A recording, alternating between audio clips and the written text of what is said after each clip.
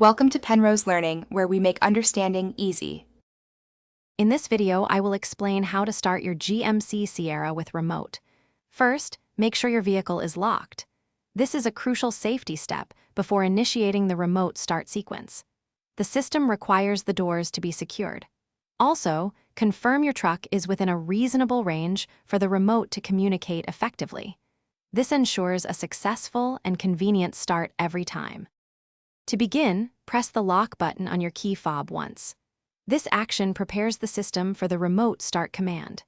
Next, immediately press and hold the remote start button, which often looks like a circular arrow. Hold it down for about 4 seconds until the engine starts. Your Sierra's engine will then run for approximately 10 minutes, providing ample time to get ready.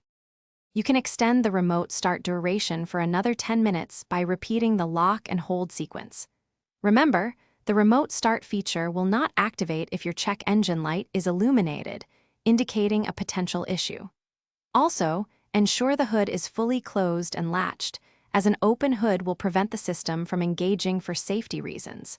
Always prioritize vehicle health.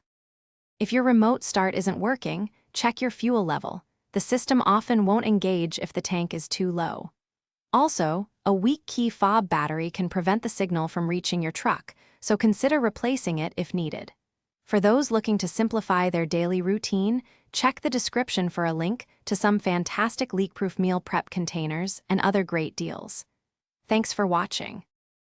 Thanks for watching. If this was helpful, leave a like and consider subscribing. See you next time.